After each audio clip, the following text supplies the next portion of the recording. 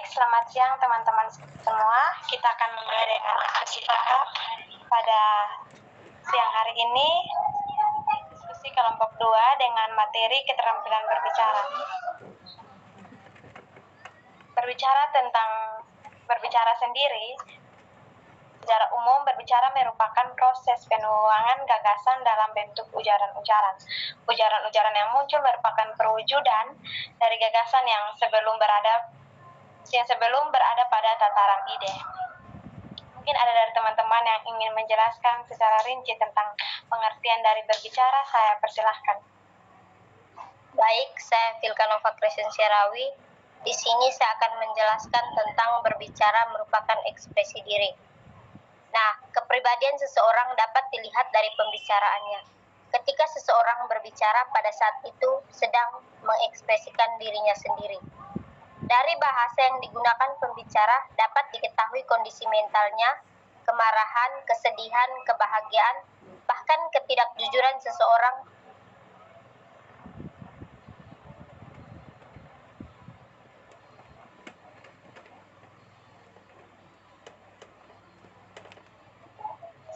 Baik, terima kasih kepada Saudara Melisa. Mungkin ada teman-teman lain yang ingin menambahkan, saya persilakan. Baik, saya akan menambahkan sedikit. Berbicara merupakan kemampuan mental motorik. Berbicara tidak hanya melibatkan kerjasama alat-alat ucap secara harmonis untuk menghasilkan bunyi bahasa, tetapi berbicara juga melibatkan aspek mental. Bagaimana bunyi bahasa dikaitkan dengan gagasan yang dimaksud pembicara merupakan suatu keterampilan tersendiri. Kemampuan mengaitkan gagasan dengan bunyi bahasa, dalam hal ini kata yang tepat merupakan hal yang cukup mendukung keberhasilan berbicara. Baik, dari saya sekian. Terima kasih kepada Saudara Arnold. Mungkin ada dari teman-teman lain yang ingin menambahkan, saya persilakan. Baik, saya Febiana Palandemon. Di sini saya akan menjelaskan materi berkaitan dengan berbicara merupakan proses simbolik. Kata yang menjadi dasar dari sebuah ujaran merupakan simbol bunyi. Sebagai simbol, pemaknaan sebuah kata merupakan kesepakatan antara pemakaian bahasa, antara kata dengan sesuatu yang dirujukannya tidak mempunyai kaitan yang mengikat. Artinya, penamaan sesuatu dengan sebuah kata merupakan kesepakatan. Jadi, ketika seorang pembicara mengucapkan kata-kata pada saat itu, dia sedang melakukan simbolisasi terhadap gagasan-gagasan yang ada dalam benaknya. Sekian dari saya, mungkin ada tambahan dari teman-teman. Baik, terima kasih. Mungkin ada tambahan dari teman-teman lain, silakan.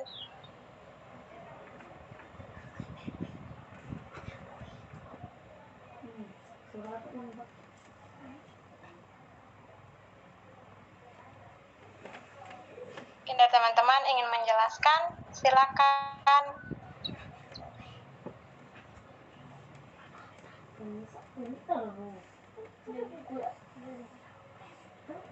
Oke, baik teman-teman.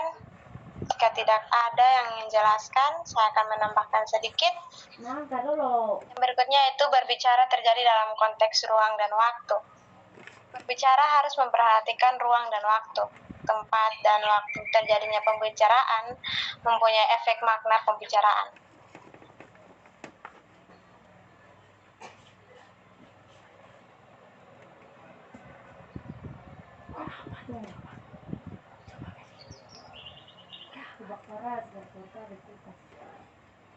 Begitupun waktu akan mempengaruhi makna ucapan seseorang. Anda akan dapat membedakan makna Assalamualaikum yang diucapkan oleh orang yang bertamu ke rumah Anda pada siang hari dan malam hari.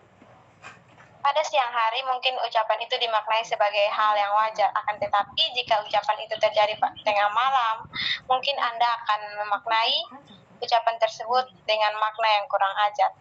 Mungkin ada teman-teman yang ingin menjelaskan, saya persilakan. Yang ingin menambahkan lagi, silakan, saya persilakan.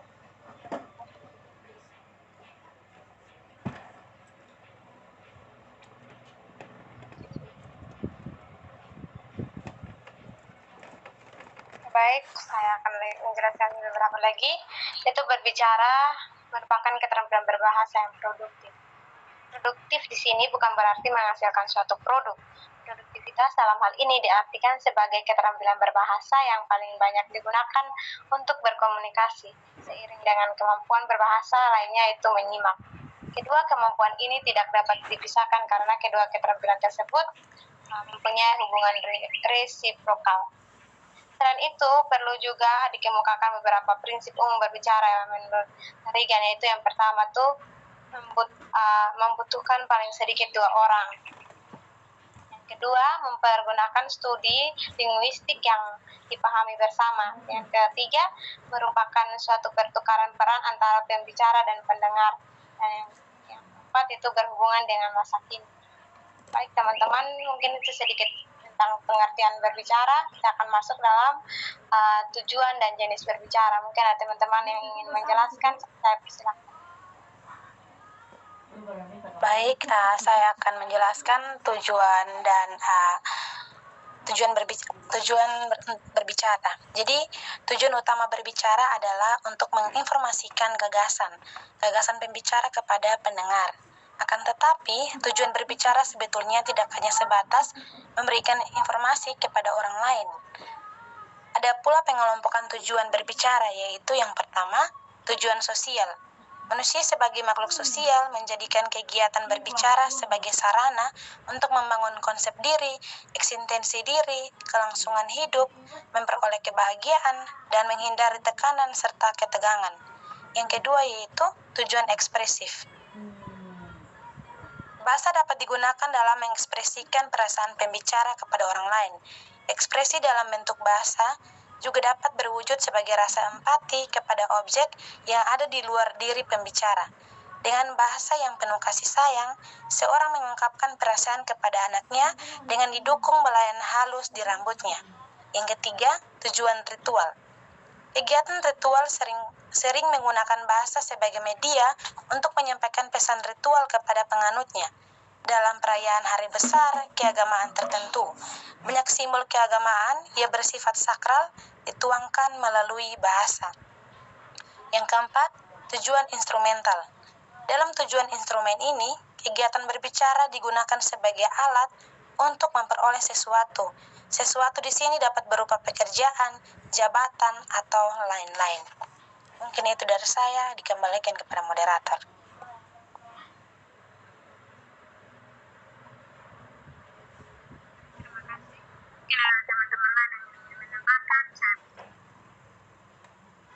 Baik, saya Yunita Sili. Nah, di sini saya akan menambahkan tentang tujuan. Nah, teman-teman, kita ketahui bahwa ada juga tujuan-tujuan berbicara dengan menitik beratkan pada efek pembacaan. Nah, di sini ada 5 tujuan berbicara yang dapat dimasukkan dalam pengelompokan ini. Yaitu di sini yang pertama, berbicara dengan tujuan meyakinkan pendengar kegiatan berbicara dengan tujuan meyakinkan dapat dilihat pada kegiatan berbicara yang terjadi di pengadilan. Di sini fakta dan data sangat penting dalam mendukung apa yang diungkapkan pembicara. Yang kedua adalah berbicara dengan tujuan mempengaruhi pendengar. Berbicara dengan tujuan mempengaruhi pendengar termasuk dalam komunikasi persuasif. Nah, dalam berbicara persuasif, pembicara berusaha mengungkapkan gagasan-gagasan yang dapat mempengaruhi sikap pembaca. Nah, 3 cara untuk mengubah perilaku pendengar melalui komunikasi persuasif, yaitu pembentukan tanggapan, penguatan tanggapan, dan pengubahan tanggapan. Nah, yang ketiga di sini adalah berbicara dengan tujuan memperluas wawasan pendengar.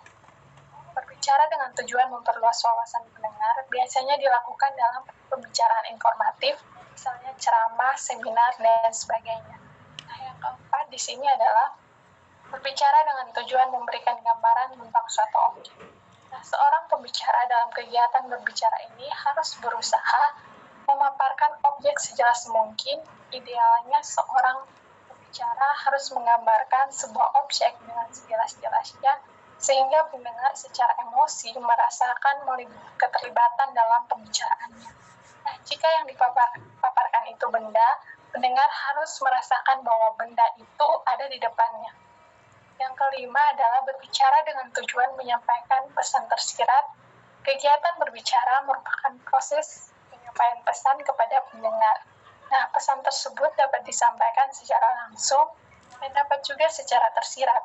Penyampaian pesan yang tersirat biasanya terjadi pada kegiatan berbicara berupa cerita.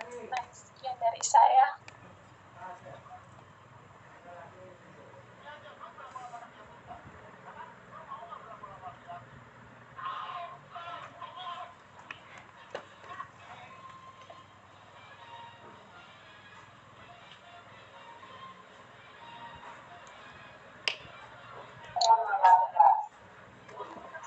Baik, terima kasih. Saya akan melanjutkan jenis berbicara. Di sini menurut saya jenis berbicara berdasarkan situasi berbicara itu dia dapat dikelompokkan ke dalam dua jenis, yaitu berbicara formal, di mana kegiatan berbicara formal itu dia terikat pada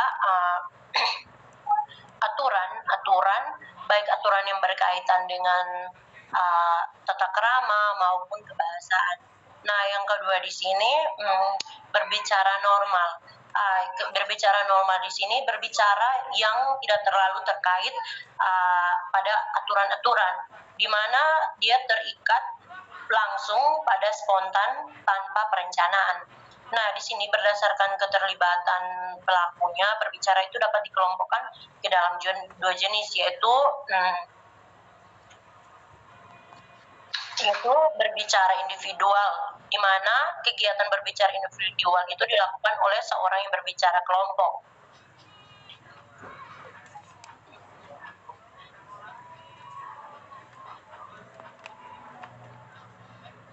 Yaitu kegiatan berbicara yang melibatkan banyak pelaku pembicara, misalnya diskusi dan debat. Nah, di mana berdasarkan alur pembicaraannya, berbicara dapat dikelompokkan menjadi dua jenis, yaitu berbicara monologis, yaitu kegiatan berbicara yang dilakukan searah. Nah, pesan yang disampaikan pembicara tidak memerlukan respon dari pendengar, namun dia contohnya seperti pidato dan membaca puisi, di mana kegiatan yang dilakukan itu secara dua arah. Nah, pesan yang disampaikan pembicara itu dia memerlukan respon dari si pendengar tersebut. Itu yang bisa saya tambahkan. Terima kasih.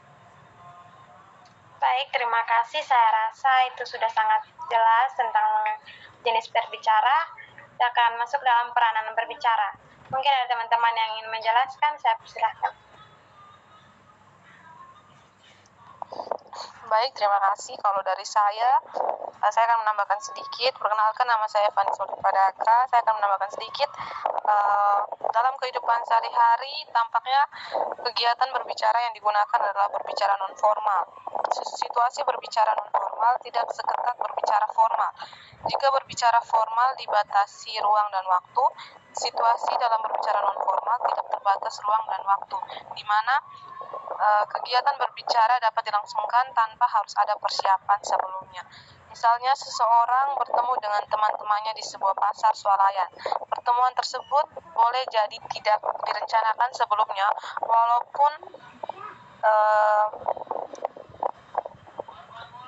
tidak direncanakan sebelumnya, pertemuan tersebut telah memunculkan kegiatan berbicara, begitupun waktunya juga tidak direncanakan sebelumnya. Selain itu, jangka waktu yang digunakan untuk mengadakan pembicaraan tersebut juga tidak ditentukan, mungkin bisa sebentar, lama, bahkan dapat saja melebihi waktu yang digunakan untuk melakukan kegiatan berbicara formal. Mungkin sedikit dari saya, terima kasih.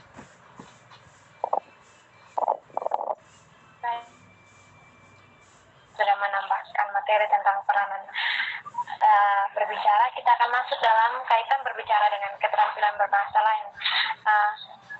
Mungkin ada teman-teman yang ingin menjelaskan, saya persilahkan.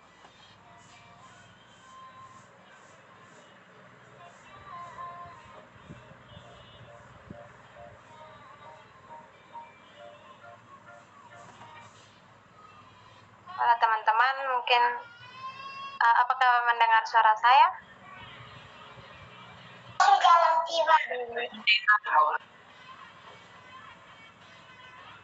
Oke, baik, silakan untuk kaitan berbicara dengan keterampilan berbahasa lain. Mungkin ada teman-teman yang ingin menjelaskan, saya persilakan.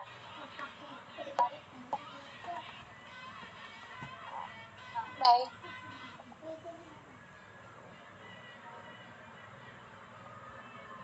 saya akan menjelaskan seorang anak belajar berbicara dimulai dengan menyimak. Nah, kemampuan berbicara seseorang dimulai dengan proses menyimak, terutama pada anak-anak yang baru belajar berbicara. Nah, seorang anak akan mendengarkan kata-kata yang diucapkan oleh orang-orang di sekitarnya. Nah, kecenderungan ini menimbulkan pemahaman baru bahwa untuk mengajar anak berbicara, ajarkanlah kata-kata dengan pelafalan fonem yang tepat. Nah, penyesuaian pelafalan kata dengan kondisi alat ucap anak seperti yang dilakukan oleh orang-orang terdahulu dianggap sebagai pengajaran berbicara yang keliru.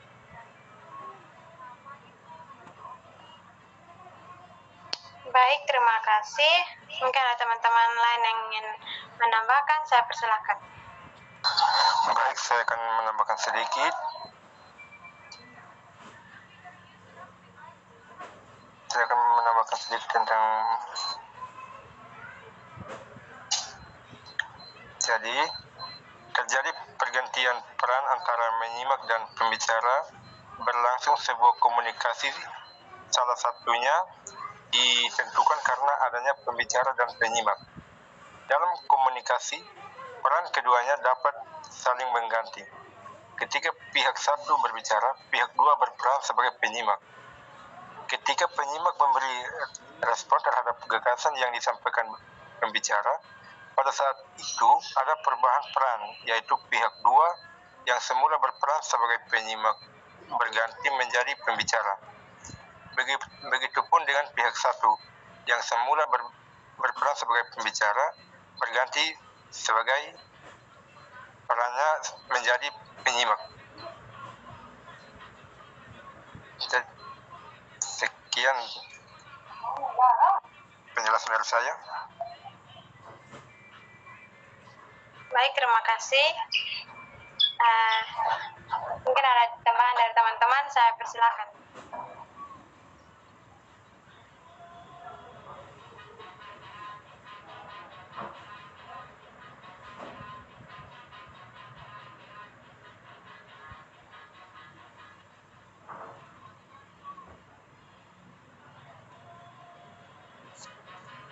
Baik, tambahan dari saya. Baik, kemampuan berbicara dijadikan tolak ukur kemampuan menyimak dalam melatih keterampilan menyimak. Nah, dapat dipadukan dengan kemampuan berbicara. Simakan diungkapkan kembali dalam bentuk keterampilan berbicara oleh penyimak. Dalam hal ini, kualitas berbicara dapat dijadikan tolak ukur kemampuan menyimak seseorang. Oleh karena itu, meningkatnya kemampuan menyimak berarti membantu meningkatkan kualitas berbicara. Nah, berbicara dapat dijadikan bentuk reproduksi dari proses menyimak. Kegiatan berbicara tentunya memerlukan persiapan. Persiapan ini dapat dilakukan dengan cara menyimak. Menyimak menjadi suatu kegiatan awal. Hasil simakan ini dapat diwujudkan dalam bentuk keterampilan lain, di antaranya berbicara. Demikian yang bisa saya. Baik, saya akan menambahkan sedikit. Kemampuan berbicara dijadikan tolak ukur. Kemampuan menyimak dalam melatih keterampilan menyimak dapat dipadukan dengan kemampuan berbicara. Simak diungkapkan kembali dalam bentuk keterampilan berbicara oleh penyimak. Dalam hal ini, kualitas berbicara dapat dijadikan tolak ukur kemampuan menyimak seseorang. Oleh karena itu, meningkatkan kemampuan menyimak berarti membantu meningkatkan kualitas berbicara. Berbicara dapat dijadikan bentuk reproduksi dari proses menyimak. Kegiatan berbicara tentunya memerlukan persiapan. Persiapan ini dapat dilakukan dengan cara menyimak. Menyimak menjadi suatu kegiatan awal. Hasil simakan ini dapat diwujudkan dalam bentuk keterampilan lain, di antaranya berbicara.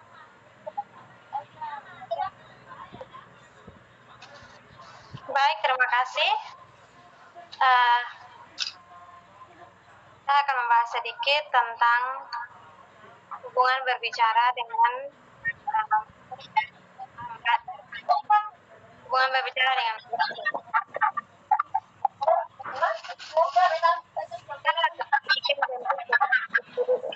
Reproduksi dari proses membaca. Seperti halnya dengan menyimak, membaca pun dapat dijadikan cara untuk mendapatkan bahan-bahan pembicaraan. Pada tahap persiapan, bahan-bahan dikumpulkan dan dipilah-pilah berdasarkan kebutuhannya melalui proses membaca. Hal ini dapat dilakukan dengan studi pustaka untuk mencari referensi-referensi yang berkaitan. Bahan-bahan yang telah dipilih kemudian dikemas menjadi bahan pembicaraan. Mungkin ada teman-teman lain yang ingin menambahkan, saya persilakan. Baik, saya akan menambahkan sedikit tentang membaca dapat menjadi sarana efektif dalam memandu kegiatan berbicara. Kegiatan berbicara berkaitan dengan kesiapan mental pembicara. Ketidaksiapan mental dapat menjadi kendala yang cukup berarti dalam berbicara. Kendala tersebut berupa lupa mendadak, gugup, dan sebagainya. Hanya sebagian kecil pembicara yang dapat melakukan pembicaraan secara lepas tanpa bantuan teks.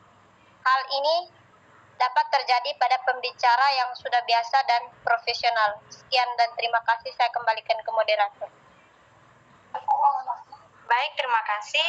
Mungkin ada teman-teman lain yang ingin menambahkan, saya persilakan. Baik, saya akan menambahkan sedikit. Membaca dapat menjadi sarana efektif dalam memandu kegiatan berbicara. Kegiatan berbicara berkaitan dengan kesiapan mental seorang pembicara. Ketidaksiapan mental dapat menjadi kendala yang cukup berarti dalam berbicara. Kendala tersebut dapat berupa lupa mendadak, gugup, dan sebagainya. Hanya sebagian kecil pembicara yang dapat melakukan pembicaraan secara lepas tanpa bantuan teks. Hal ini dapat terjadi pada pembicara yang sudah biasa dan profesional. Saya kembalikan. Baik, terima kasih. Mungkin ada teman-teman yang ingin menjelaskan lagi, saya persilakan.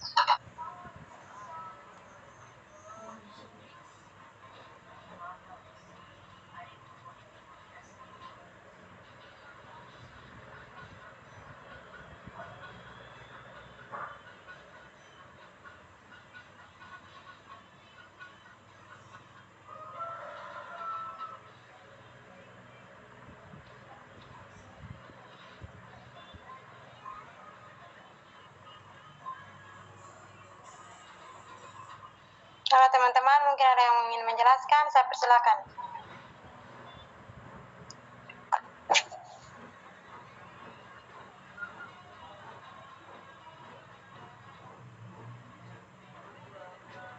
Silakan, Saudara Bendita.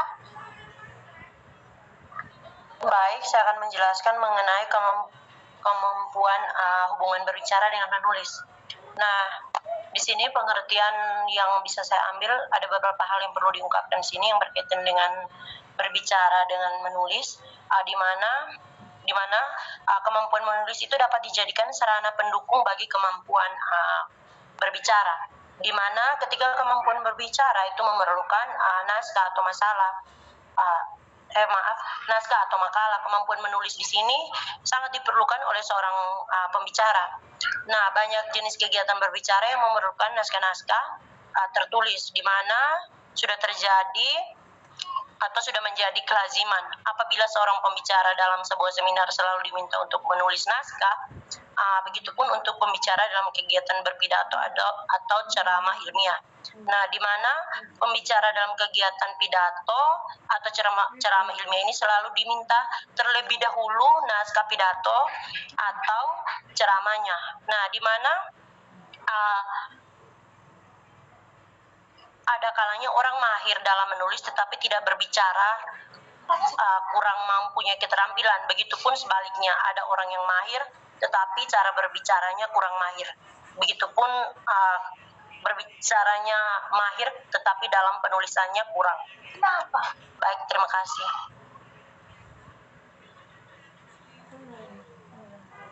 Baik, terima kasih kepada Kak Ita. Mungkin ada teman-teman yang ingin menjelaskan lagi tentang kaitan berbicara. Saya silakan.